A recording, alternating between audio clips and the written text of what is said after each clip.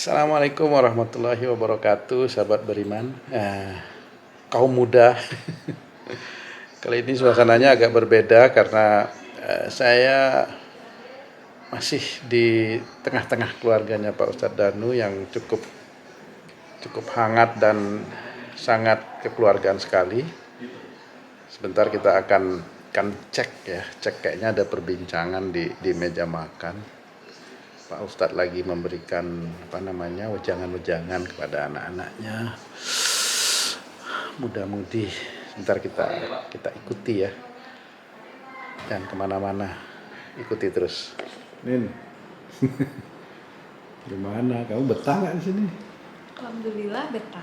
Betah? Iya. Ya udah, doain aja biar rumah di Bali laku. Amin. Kita pindah ke sini nanti. Enak di sini ya? Iya. Apanya yang enak? Suasananya ya, keakrabannya gitu. Lingkungannya. Makanannya enak-enak? Enak dong. Ah, kau. Iyalah. Jelas, ada mie kan? Ada mie enak. Lagi. Ya kok. Yo. Itu sukaannya papa itu. Hah? Sukaannya papa. Itu masih sering enggak itu? Apa? Tuh yang dulu itu. Enggak. WA enggak dia? Enggak. Siapa sih itu? Ada om. Siapa? Pak Ustadz. Biasa nih anak-anak muda. Oh iya. Emang siapa? Ada. Mantan. Mantan penjual es kelapa muda. Nah itu. Gimana itu ceritanya? Ceritanya dulu dia suka minjem uang gitu om. Iya. Tapi lebih Di dari bank satu apa orang. gimana? Di bank? Ke teman. Terus. Ke lingkungan sekitarnya. Mm-mm. Tapi lebih dari satu gitu. Lebih satu apa? Lebih dari satu orang. Oh, jadi nggak satu atau dua gitu. Banyak. Banyak. Berani dia gitu. Iya, termasuk Kak Anin juga om. Oh, Kak Anin, itu ceritanya gimana itu kok bisa ke kamu sini? Itu ceritanya gimana tuh kok ke kamu tuh maksudnya? Iya, soalnya kan Anin pacarnya waktu itu. Terus? Minjem uang. pacar. Terus? Minjem uang terus dibalikin tapi lama. Terus minjem lagi Ini sama. berapa? 500.000. Ya, banyak om. Banyak berapa? 10 juta? Enggak sampai 10 juta. 7. Pernah 3. Terus? Tapi dibalikin tapi lama. Lama itu berapa minggu? Ini sebulan. Hah? Sebulan. Oh ya, nggak lama lah. Terus. Iya, terus minjem lagi tapi pakai nama usahanya Anin gitu om. Loh, minjemnya sama siapa? Sama temennya.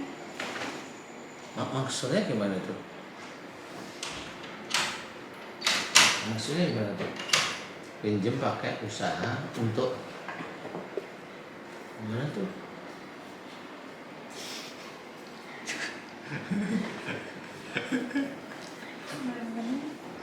Tisu. Loh. Kok?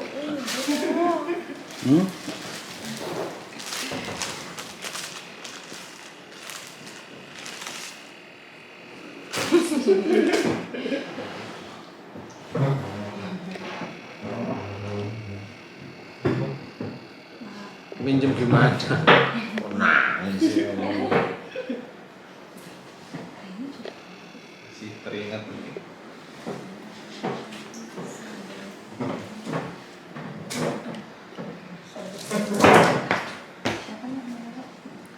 Minjem siapa? Minjem kamu? Minjem ke temen. Minjem ke teman. Terus? Bilangnya buat Anin, buat usaha. Buat usaha Anin, dia minjemnya gitu. Iya. Terus memang nggak tahu buat siapa sebenarnya, mungkin buat dia sendiri om. Tapi kamu nggak tahu? Enggak. Nggak ngomong juga? Iya. Idih. Berani amat tuh. Terus gimana? Kok kamu bisa tahu itu gimana tuh ceritanya? Dari teman-teman ya. Teman-temannya bilang, Terus nanya uangnya udah dibalikin atau belum gitu. Tapi udah dibalikin, cuma kayak lama deh gitu. Dan nggak tahu balikinnya dari uang dia sendiri atau minjem lagi gitu. Butuh lubang dari lubang. Alhamdulillahirabbil alamin. Lepas saja.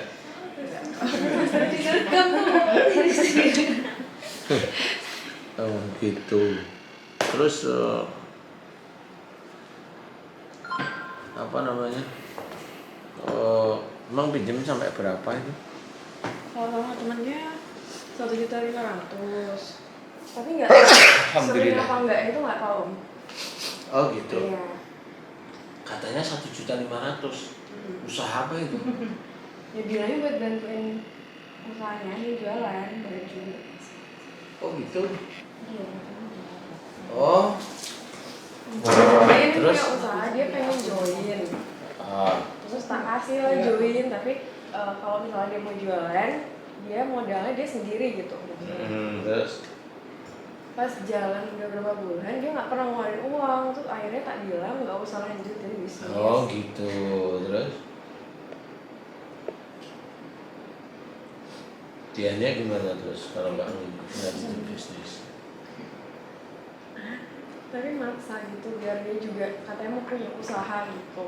Oh dia maksa. Iya. Oh. Terus Ya udah kasih join tapi pakai uangnya aja terus. Tapi akhirnya dia bilang kalau emang nggak ada uangnya ya nggak usah join gitu biar aku sendiri aja. Nah mungkin karena gitu akhirnya dia minjem uang temannya. Entah itu beneran buat Sachico apa enggak, nggak tahu sih om. Pokoknya intinya dia ngasih uang juga untuk belanja.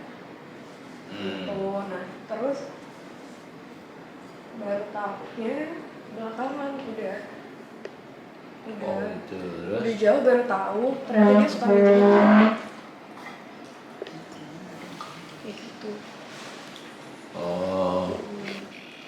Terus akhirnya tahu kalau dia Minjem tapi lebih dari satu orang gitu. Ya. jumlahnya berapa? Pernah dengar nggak dia ngomong jumlahnya berapa? Atau temanmu ngomong? Mungkin minjem 500 tapi sering gitu loh om. Kayak enggak iya. 508 kali ya sering ya berarti ya? Ah. Aduh. Terus akhirnya gimana itu? Kamu terusin? Ya udah diputusin om, cuma nggak mau dia waktu pas pertama Oh, kali. waktu pertama kali. Iya, Terus? sebelum pindah ke sini. Terus akhirnya pas pindah ke sini ya udah tak bilang udah nggak bisa dilanjutin lagi gitu. Terus dia gimana? Ya nggak terima om bilangnya. Oh nggak terima. Terus Bilangnya kamu kan- dilaporin polisi nanti? Bilangnya orang kan bisa berubah jadi lebih baik kok. Nah itu gimana? Kalau misalnya ada orang yang ngomong kayak gitu. Oh ya? Iya. Kalau saya sih nggak percaya. Kenapa om nggak percaya? Ya? Kenapa? Itu penyakit itu ya. Jadi penyakit kayak minjam uang itu penyakit lahir dan batin. Karena memang itu susah. Karena orang sudah minjem uang terus kan Anin sendiri kan nggak tahu dia ngembalikin beneran apa enggak, itu kan nggak tahu. Iya. Sehingga nggak bisa memonitor bahwa dia itu mau beneran apa enggak kan.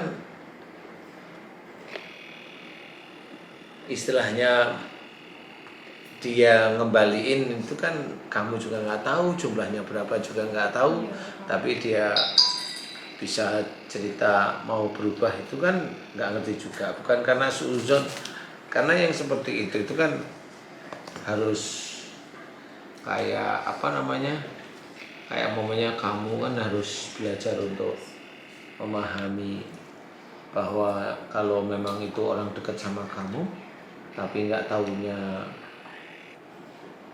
apa namanya, nggak tahunya dia hobinya pinjem-pinjem itu kan repot juga. Tapi orang tuanya tahu memang hobinya pinjem. Tahu. Hobinya pinjem itu tahu. Iya, tahu. Lah, terus maksudnya gimana? Biasa aja. Nah itu kalau kamu jadian beneran, umpamanya dia pinjemin sertifikat bapakmu itu gimana tulisannya? Hah? Kalau kasus begitu kan banyak ya. Iya. Banyak ya. Jadi ya harus hati-hati karena kayak gitu itu memang enggak. Menurut saya sih itu ujian kamu yang harus kamu selesaikan dengan baik-baik. Kalau dia nggak mau diputus ya lah, nikah aja belum udah nggak mau, apalagi umpamanya kamu nikah. Umpama ini kan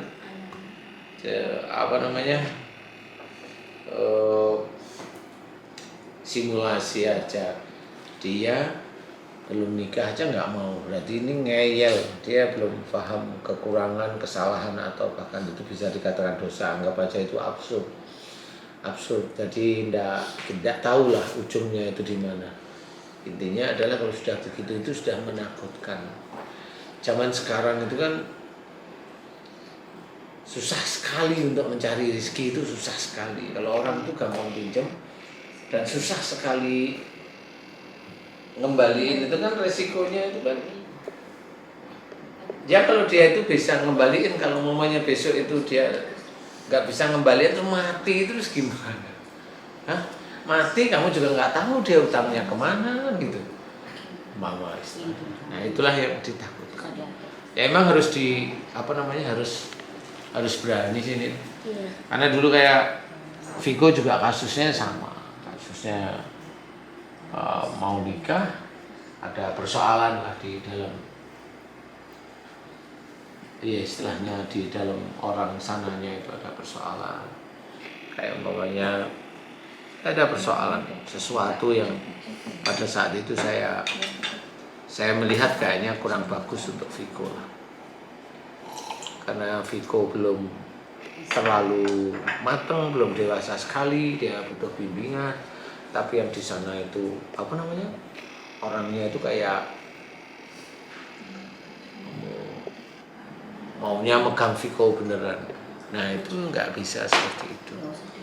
Karena kalau maunya megang Viko ya nggak bisa. Viko orangnya nggak bisa. Nah, dia harus berlatih bisa. Nah di situ memang susah. Ya terpaksanya saya juga bilang, kamu mau nerusin apa enggak? Nah untungnya Viko masih nurut. Saya ikut bapak. Oh ya sudah, kalau ikut bapak, biar bapak yang putusin. Akhirnya ya sudah selesai. Karena apa? Karena memang itu susah. Itu kan nggak bisa keluarga itu nikah terus rukun, itu kan nggak bisa seperti itu ya.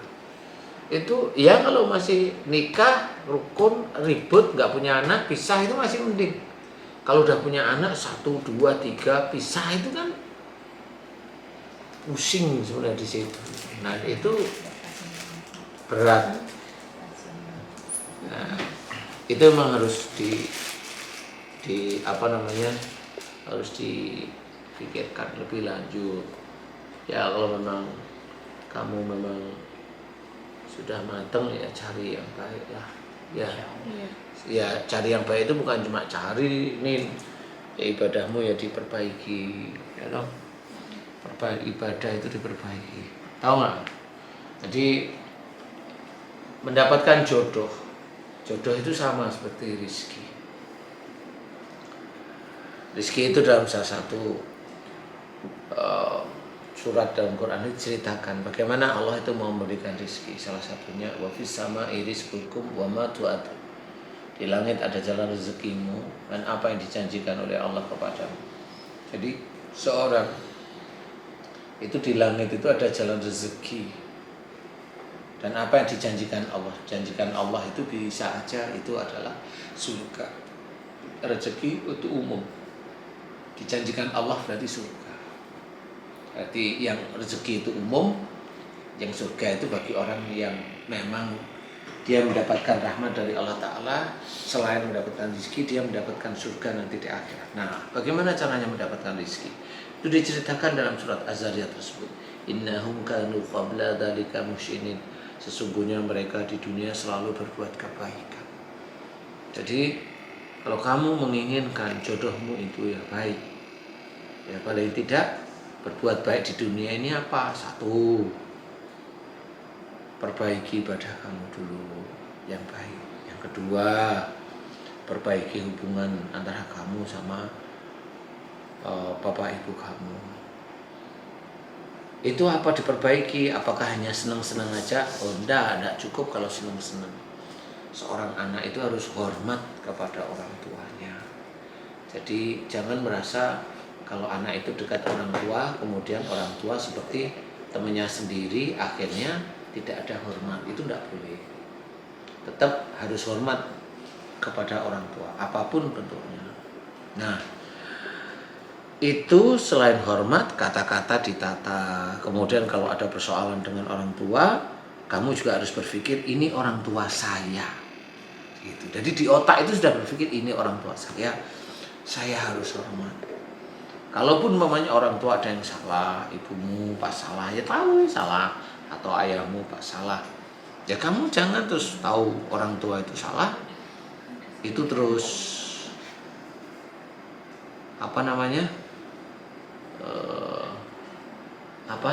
ya, kamu itu kok malah cerita sendiri itu kenapa ya? Nggak butuh apa ya? Butuh. Yang ngajak ngomong siapa? Ini masuk YouTube loh ini. Loh iya bener, ketahuan. Ini masuk YouTube berarti ketahuan nanti. Jangan terpakai ini serius.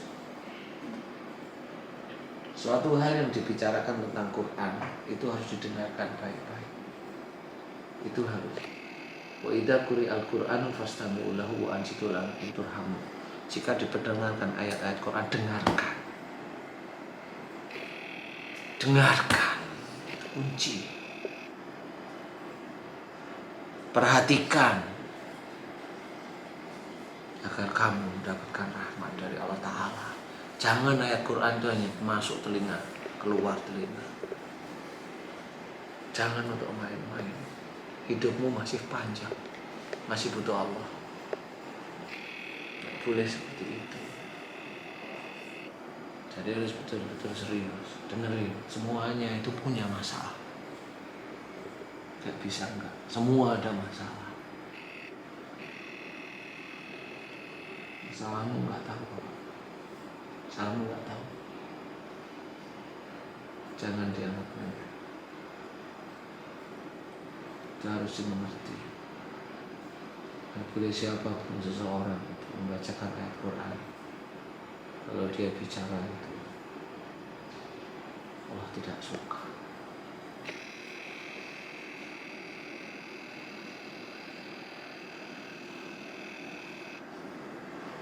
Nah itu bapak itu ngasih tahu biar kamu itu paham. Jangan main-main, nggak boleh. Kecuali kalau memang mau bercanda-bercanda aja biasa. Serius, Anin, persoalan hidupnya dia. Memang tahu persoalan hidup kamu di depan itu apa? Ya, bilang kalau memang tahu. Semuanya itu dari Allah, harus didengarkan baik-baik. Apa gunanya ikut taklim kecil kalau hanya cuma untuk main?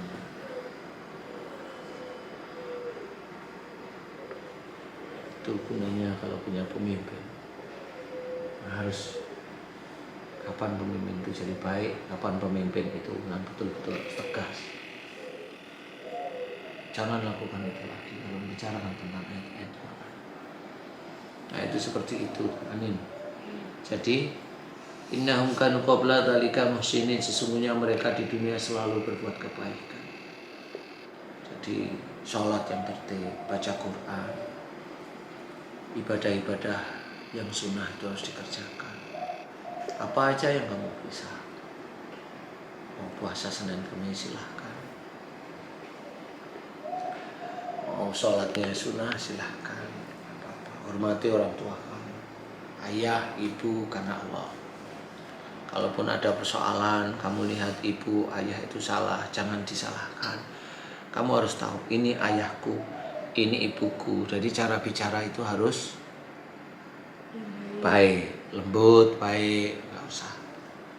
Gak usah yang keluar.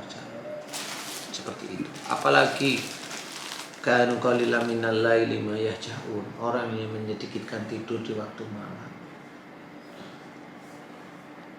Ini berhubungan dengan biasanya kalau mengkaji atau ngaji atau mendatangi taklim itu biasanya rata-rata malam hari datangi.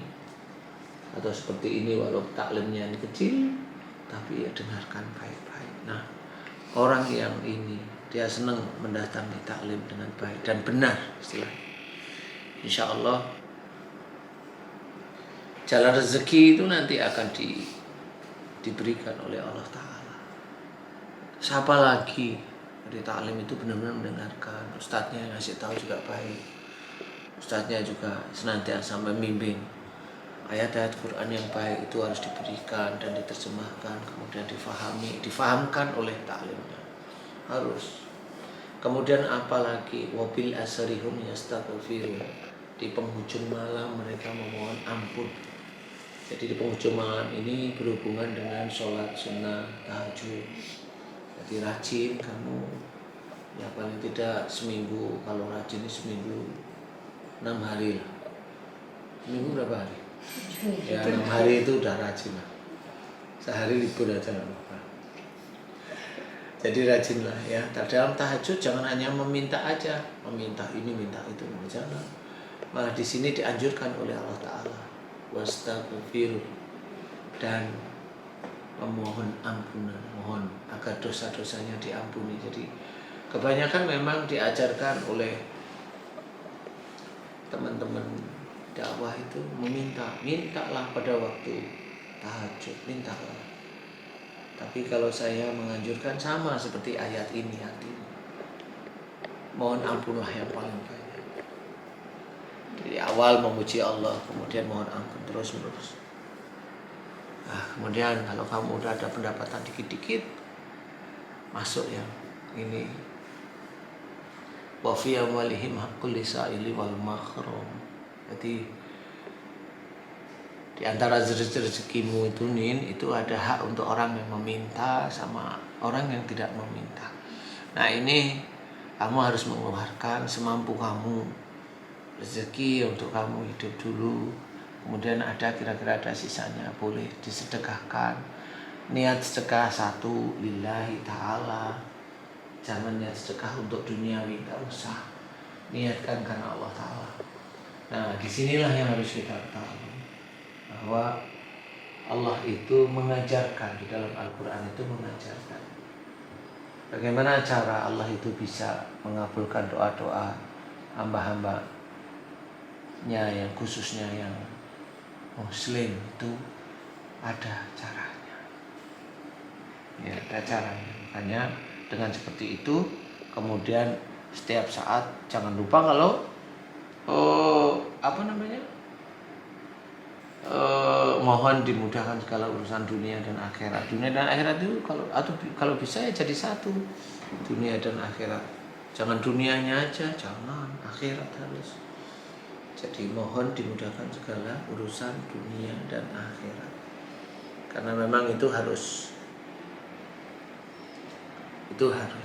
Jangan timpang ya, jangan dunianya aja. Dunia dan akhirat. Mengerjakan suatu dunia, kamu mengerjakan kerjaan diawali dengan bismillah, itu dunia dan akhirat. Jadi jelas bismillahnya itu untuk akhirat, karena pada waktu kamu mengerjakan suatu kebaikan itu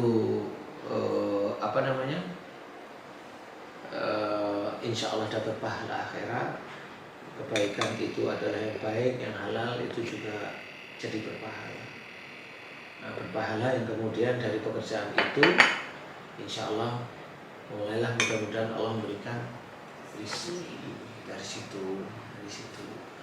Nah, itu harus difahami. Kerjakan aja itu terus. Ya, kerjakan terus. Laki-laki itu nggak cuma dia aja. Bapamu laki-laki.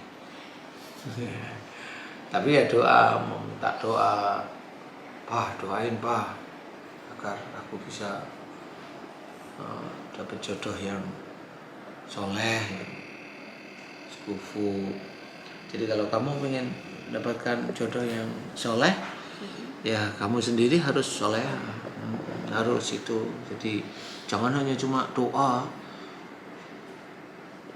Kamu ingin suamimu gimana? Pokoknya soleh, dia seorang ustadz. Nggak taunya dia seorang model. Ya ketemunya ustadz yang gimana nanti?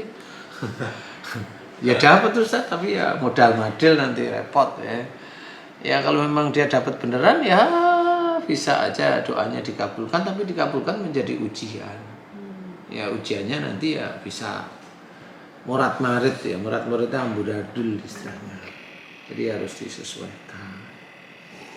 Ya. Iya. Semuanya seperti itu. Emang udah ada gambaran cowok?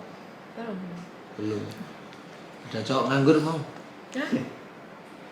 Ada satpam belum nikah? Janda. Bercanda Nin, bercanda. Bercanda. Kalau Vigo udah punya belum? Insya Allah sudah. Insya Allah belum apa insya Allah sudah? Sudah ada gambaran. Laki apa perempuan? Pastinya perempuan. Oh alhamdulillah. Susah lagi. Amin. Error kan nanti. Nah, ya janganlah. Namamu bukan Vigo nanti. Vika. Ika. Anwar. Anwar nanti ya. Ya itu gambarannya. Jadi harus belajar dari situ. Al-Quran itu pedoman hidup kita, petunjuk yang harus kita kerjakan. Kerjakan walaupun itu sulit nggak apa-apa. Penting kerjakan terus menerus, banyak sholat, banyak mohon ampun seperti itu. Kalau kamu ada salah sama orang tua minta maaf seperti itu, nggak apa-apa, setiap hari minta maaf nggak apa-apa. Ya itu lebih baik daripada seseorang yang merasa tidak pernah punya maaf jadi suruh minta maaf gengsi biasa. Ada sih orang yang suruh minta maaf itu gengsi. Selalu bilang ngomong, saya disuruh Pak Ustadz minta maaf itu gengsi. Mas, saya disuruh Pak Ustadz minta maaf itu ada. Ada. Ada. Mana orangnya? Suaranya aja. Mana orangnya? Kayak Ustadz Abe ya. Mana orangnya? Gitu. Jadi memang seperti itu. Tapi papamu juga nggak setuju toh? Enggak. Mamamu setuju nggak waktu itu? Enggak juga ya. Alhamdulillah ya. Jadi nggak usah lah. Pokoknya kalau orang tua udah tahu dasar darinya seperti itu, apa namanya, dasar dianya seperti itu. Mas Al.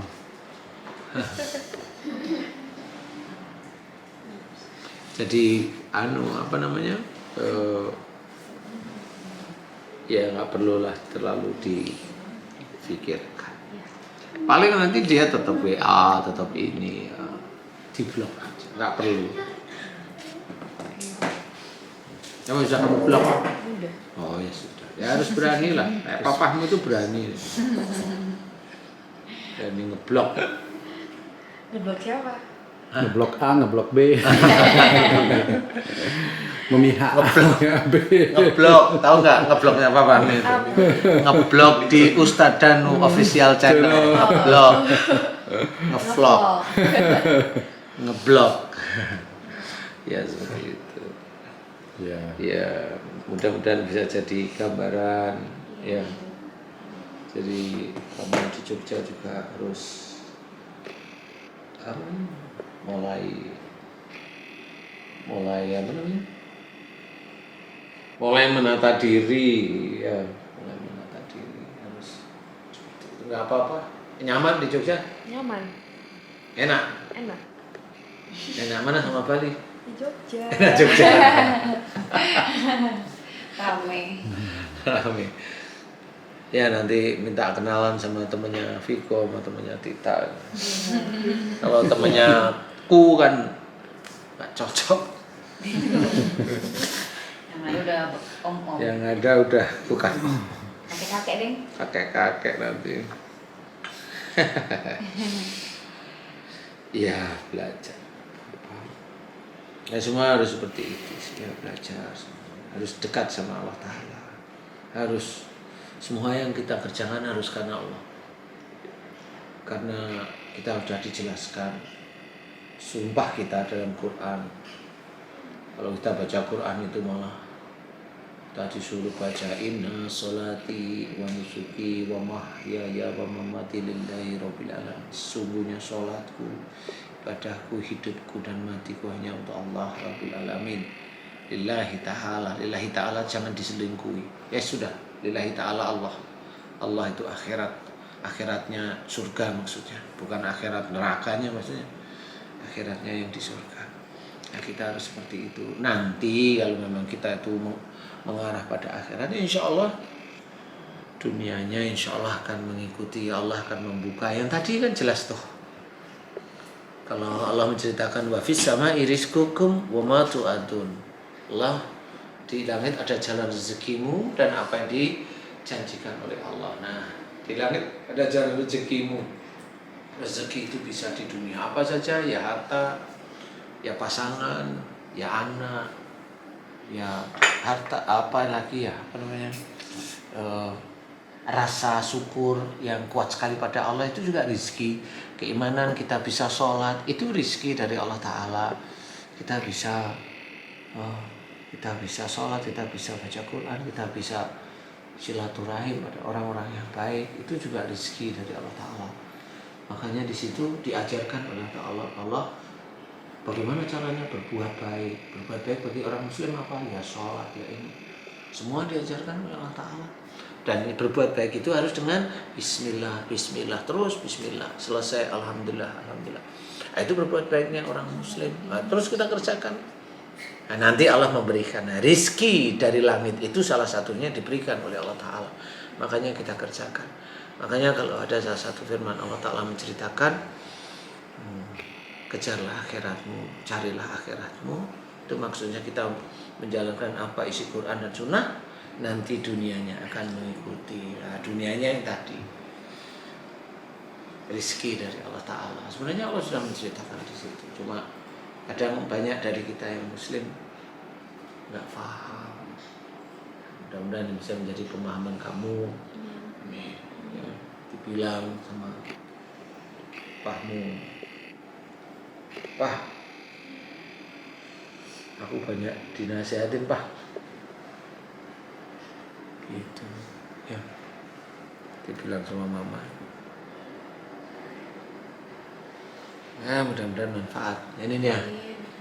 Emang belum dapat ya? Belum ya? Belum. Ya, Proses. sambil jalan aja. Terus Mohon didoakan Pak Ustadz. Doakan gimana? Dapat jodoh yang sekufu, Jodohnya amin. dimudahkan. Yang soleh, amin. Amin. Yang bertanggung jawab dunia akhirat, amin. Amin. Yang tidak berbuat zalim dan maksiat, amin. Amin. Yang ya semuanya dimudahkan oleh Allah Ta'ala ya, amin. Ya, doanya seperti itu. Itu udah mempunyai dimudahkan mendapatkan jodoh yang soleh, itu aja, itu udah komplit. Soleh itu udah komplit. Kalau orang ada yang katanya soleh tapi dia itu masih dolim, itu itu belum soleh. Dia baru soleh, baru sholatnya aja. Dia dolim, nggak taunya istri anaknya nggak dinafkahi, itu dolim. Berarti dia hanya soleh, sholatnya aja.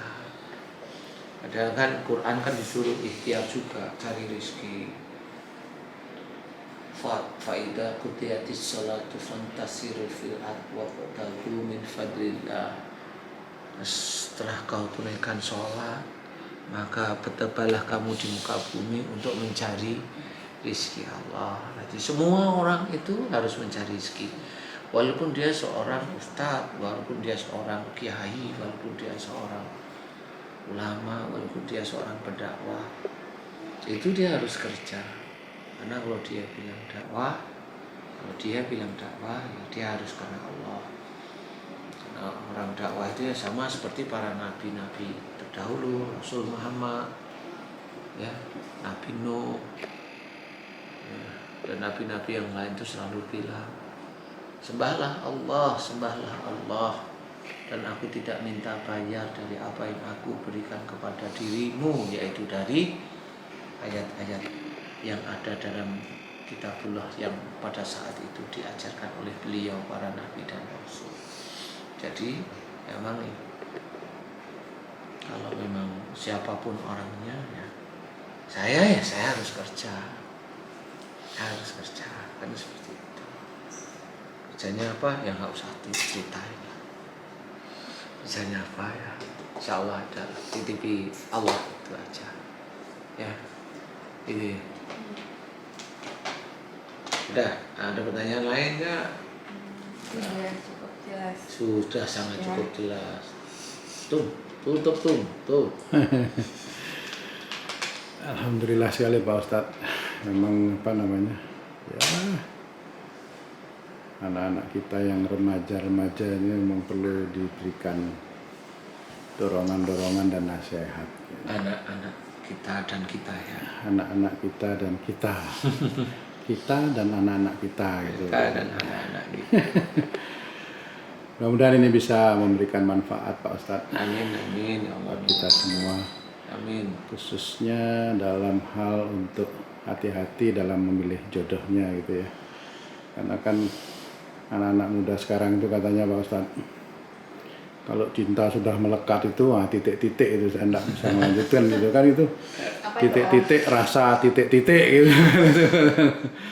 Nah itu salah betul itu. Zaman Undi-undi rasa coklat gitu ya. Udah rasa coklat enak. Ya memang. Itu Pak Ustadz. Kasih tahu lah. Terima kasih bincang-bincangnya malam ini Pak Ustadz ya. Mudah-mudahan bisa memberikan manfaat untuk semuanya. Amin. Ini memang di majelis kecil. Majelis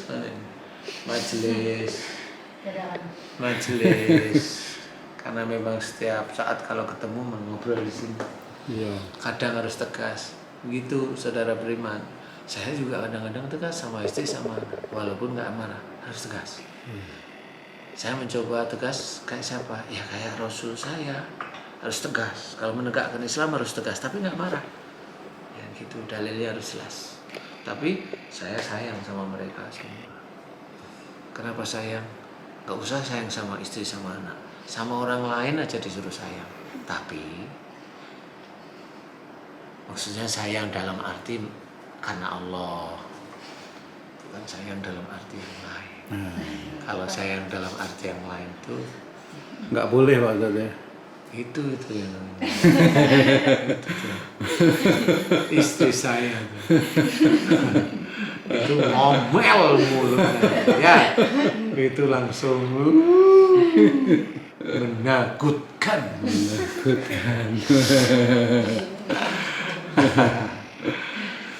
Begitu saudara beriman, sedulur beriman guys. Mudah-mudahan ini manfaat ya. Sampai ketemu lagi di lain kesempatan untuk ngeblok. Ngeblok. Terima kasih. Wassalamualaikum warahmatullahi wabarakatuh. Waalaikumsalam warahmatullahi wabarakatuh.